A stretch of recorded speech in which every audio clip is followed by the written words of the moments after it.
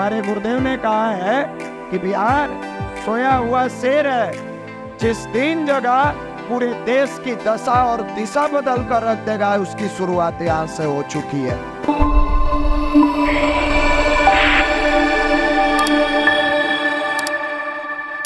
तो इस बात की जानकारी होगी और बहुत सारे शामिल भी हुए हैं कि अपने लगभग 1200-1500 भाई इस नवरात्र अनुष्ठान का संकल्प लिया है। सुबह सामूहिक साधना सुबह 6 से 8 होती है। इस हॉल में कहीं जगह नहीं था बैठने का, कहीं जगह नहीं था। लोग कहते हैं बिहार का युवा बदलता नहीं है, बिहार में परिवर्तन नहीं हो रहा है। हम इनविटेशन देते हैं उन सभी लोगों को, कृपया आइए। और गायत्री शक्तिपीठ कंकड़ बाग में है, पीसी कॉलोनी में है, पाटलिपुत्रा खेल परिसर के बगल में है। आप आकर किसी एक रविवार को, या अभी नवरात्र में 9 दिन चलेगा सामूहिक अनुष्ठान, हजारों की संख्या में भाई बहन इस फ्लोर पर, अपने भाइयों की संख्या थी इसके ऊपर वाले फ्लोर पर बहने थी। एक ऐसा जागृत शक्तिपीठ, एक ऐसा गुरुदेव का टकसाल का ये एक ऐसा जनजागरण का केंद्र, जहाँ लोग कहते हैं युवा केवल निगेटिव चीजों में उलझा रहता है, नशा में उलझा रहता है, बुराइयों में रहता है। आकर देखिए हमारे यहाँ युवा सुबह सुबह बैठ के 6 से 8 न नशा में उलझा है, न बुराइयों में उलझा है, अपने गुरु की गोद में बैठ के अपने माला को आगे बढ़ाने में लगा है। ये साधारण घटना नहीं है। और यही परिवर्तन का समय है, परिवर्तन का चक्र चला है। गुरुदेव कहा करते थे, बेटे बिहार सोया हुआ शेर है। गुरु जी ने कहा है, ये हम नहीं कह रहे हैं, हमारे गुरुदेव ने कहा है कि बिहार सोया हुआ शेर है, जिस दिन जगह पूरे देश की दशा और दिशा बदल कर रख देगा, उसकी शुरुआत यहाँ से हो चुकी है। ये भाव, ये समर्पण, ये इमोशंस, एक साथ हजारों लोगों का बैठना, ये क्या है? ये कंप्लीट विज्ञान है। आप में से बहुत सारे भाई आए होंगे, उनको लगता होगा इससे क्या होगा, कैसे होगा। तो आपको बता दे, ये इमोशंस कंप्लीट एक विज्ञान है, साइंस है। और मेडिटेशंस उस साइंस को इमोशंस से कनेक्ट करता है। आप पूछिएगा इसका एग्जाम्पल कुछ दीजिए, हम समझ जाएंगे। पहला एग्जाम्पल, इसी भारत में दक्षिणेश्वर में एक काली का मंदिर है, नाम जानते हैं? कहाँ है दक्षिणेश्वर? कोलकाता में। उस काली की मूर्ति को कोई एक निश्चल प्रेम करने वाला हृदय का बहुत शानदार पुजारी आए थे, नाम था ठाकुर रामकृष्ण परमहंस। नाम सुने हैं? कभी अपने हाथों से भोजन कराया करते थे, कभी अपने हाथों से उस माँ काली को भोजन कराते थे। दूसरा, आपने नाम सुना होगा रविदास रैदास का।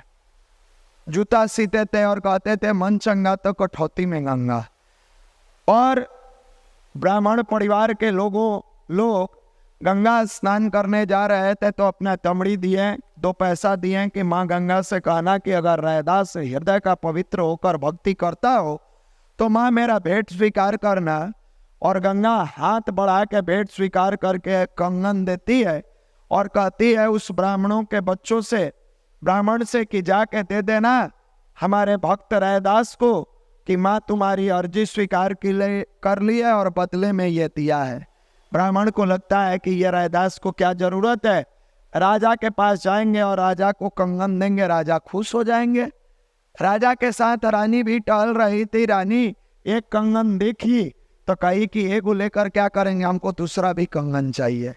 और ये ब्राह्मण के बच्चे लोग अपना हेठी भांज रहे थे कि हमारे तपस्या से ईश्वर प्रसन्न होकर, हमारे तपस्या से, कोई नहीं कहा कि रैदास के तपस्या से, माँ गंगा ने ये दिया है। तब तो रानी का देखिए एक और चाहिए, राजा कहा कि एक और दीजिए ना तो सजा देंगे। उस समय तो यही होता था कि राजा का बात काटेंगे तो जाइएगा। अब वो बेचारा माफी मांगने लगा कि हम लोग थोड़ा ज्यादा बोल दिए थे। ये रैदास के लिए पूरा कहानी बताया। राजा रैदास के पास पहुंचे, कहे कि महारानी को दूसरा भी कंगन चाहिए, आप चलिए और माँ गंगा से प्रार्थना कीजिए कि एक और कंगन दे। रैदास कहते हैं जाने की जरूरत क्या है, मेरी अगर भावना पवित्र होगी तो आप देखिएगा मोची लोग जो रखते हैं जूता सीने वाला तो कटरा में पानी रखते हैं, वो भी पानी रखे हुए थे और भाव में प्रार्थना करने लगे, हे माँ अगर मैंने हृदय से पवित्र हृदय से आपकी आराधना की हो तो ये दूसरा कंगन मुझे तो इसकी कोई आवश्यकता नहीं है, लेकिन राजा जब आए हैं यहाँ तो उनके लिए तुम दे दो। और उसी थाली में वाइब्रेशन पैदा होता है और माँ गंगा वहाँ कंगन छोड़ के चली जाती है और लौटा देते हैं। ये क्या है? श्रद्धा और समर्पण की चीज है। यही श्रद्धा जब क्लास में आप बैठते हैं और अपने टीचर के साथ सब्जेक्ट से कनेक्ट करते हैं तो उसी क्लास में बैठने वाले बहुत सारे बच्चे पदाधिकारी बन जाते हैं, कर्मचारी बन जाते हैं, डॉक्टर बन जाते हैं, आईएएस बन जाते हैं, आईपीएस बन जाते हैं और उसी क्लास में बैठने वाला विद्यार्थी बेरोजगार हो जाता है। क्या कारण है? कोई तो कारण होगा। अपने मिशन का संगीत है, किसी के दामन फूल भरे और किसी के दामन काटे रे, कोई कारण होगा। अपने मन की बात नहीं है, बांटने वाला बांटे रे, कोई कारण होगा। कोई तो कारण है कि इसी पटना में आकर आपके घर के बगल वाला लड़का अधिकारी बन गया, आप अभी 8 साल से रगड़ रहे हैं। कोई तो कारण है कि आपके उम्र में कोई सफलता की सीढ़ियों पर तेजी से आगे बढ़ते हुए अपने कैरियर को शानदार जगह पर पहुंचा दिया और अभी भी आज लॉज में आप बैठ के दाल रोटी ही तोड़ रहे हैं। कोई तो कारण है जो साधना की गहराइयों में डूबकर गायत्री की साधना करते हुए अपने जीवन से बुराइयों को त्याग दिया और आज भी आप छुप छुप कर नशा करते हैं।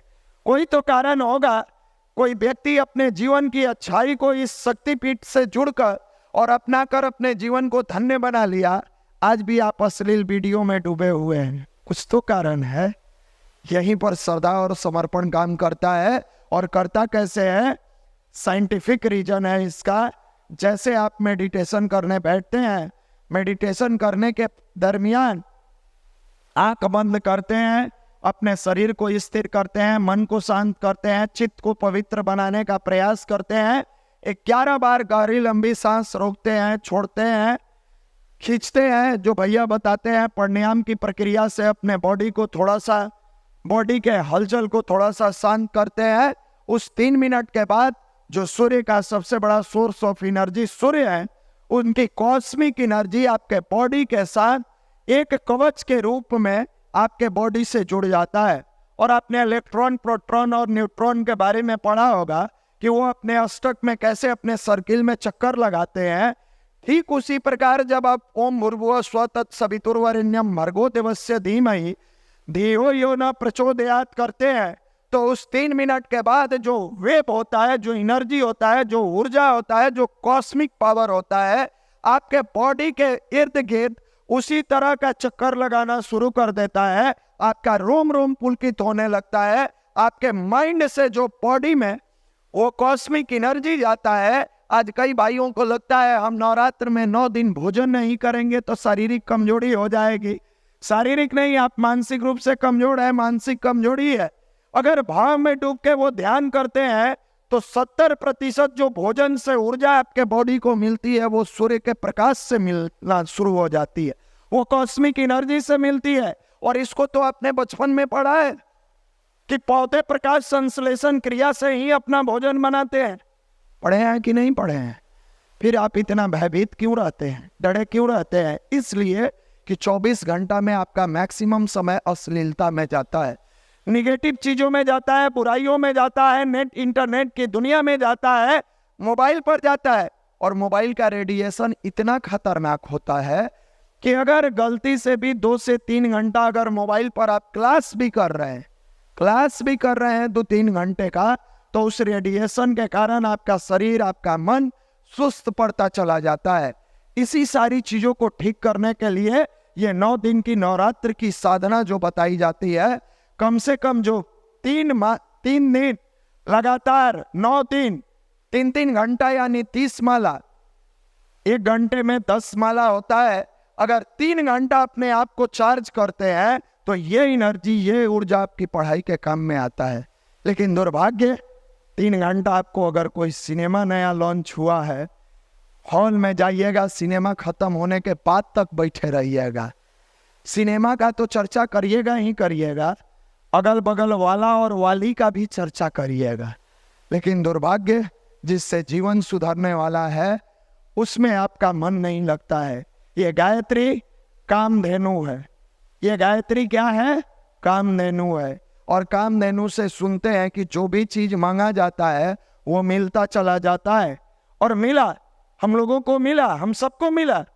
आप इस चक्कर में ना पड़े कि आपका दोस्त लॉज से कहा क्या जाएंगे युवा मंडल में, एक ही बात सुनना पड़ता है। आप एक ही चीज के लिए तो पटना में आए हैं, मन लगा के पढ़िए, मन लगा के पढ़िए, मन लगा के पढ़िए। पढ़ते कहाँ हैं आप? एक ही काम के लिए तो यहाँ अपना समय लगा रहे हैं, रिजल्ट हो जाए, रिजल्ट हो जाए, रिजल्ट हो जाए। कहाँ हो रहा है? एक सदे सब सादे, सब सादे सब जाए।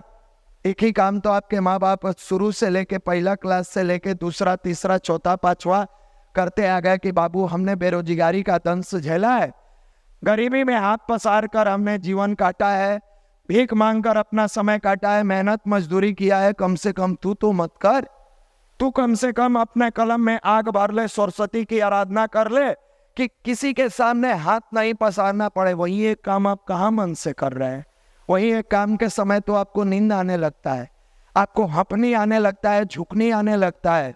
मेरे मित्र, इसको कैसे बेहतर बनाएंगे? इसी को बेहतर बनाने का विज्ञान जो है वो भारत का अध्यात्म है। भारत का अध्यात्म जब छोटे बच्चे के अंदर, भारत के अंदर जाता है बचपन में, तो बाघ का दांत गिन देता है। भारत का नाम सुने हैं? नहीं सुने हैं? भारत का नाम नहीं सुने हैं? सलमान खान का,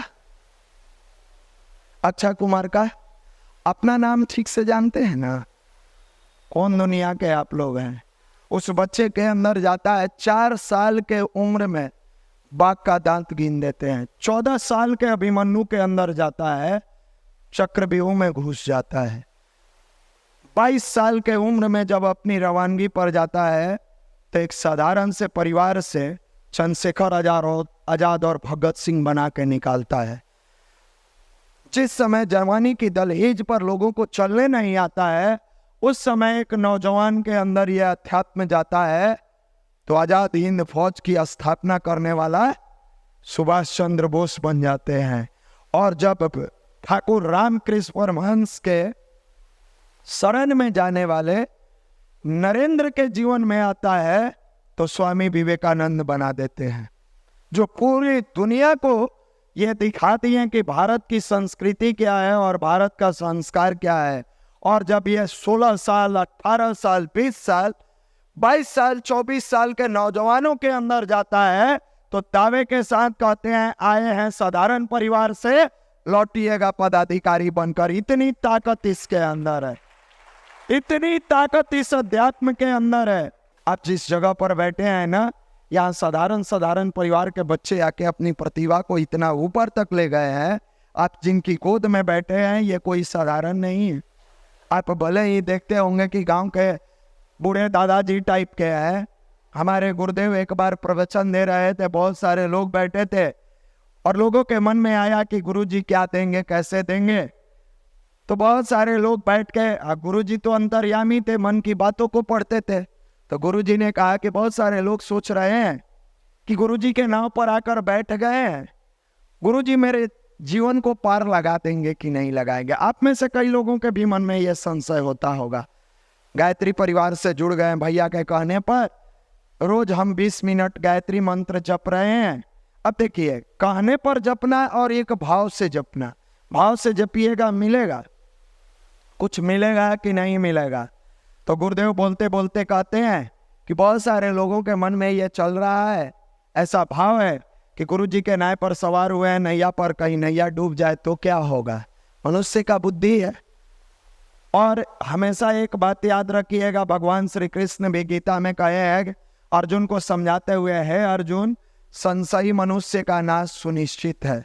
जो संशय में जीता है उसका नाश होना अंत है।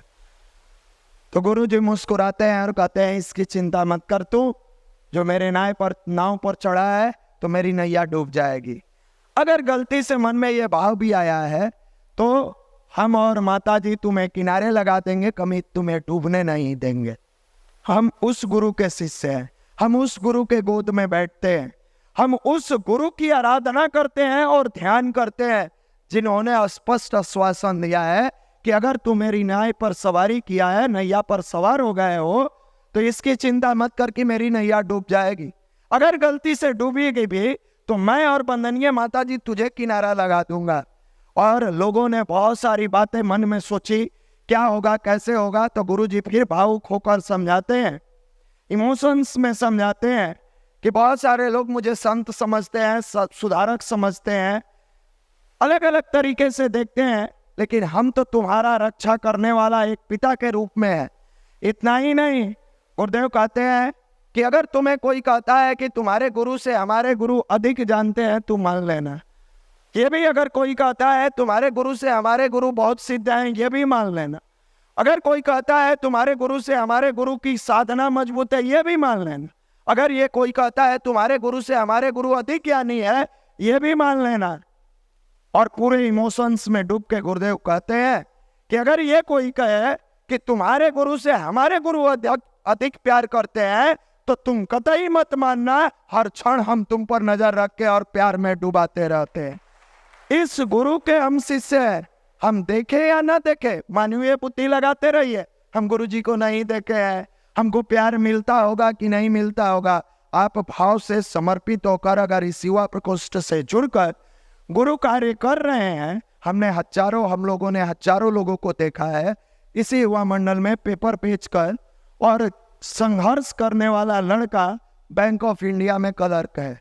इसी युवा मंडल में ट्रेन में सफर करते हुए गुरुजी के साहित्य को पहुंचाने वाला लड़का Piyush central bank of India में एजीएम है। इसी युवा मंडल से जुड़ने वाले अखिलेश पांडे जी जिस दानापुर में क्लर्क के पद पर थे, उसी दानापुर का सीनियर डीसीएम बनकर आए हैं। गुरु की कृपा मिलती है, बस पात्रता को मजबूत कर लीजिए, जीवन शानदार बन जाएगा।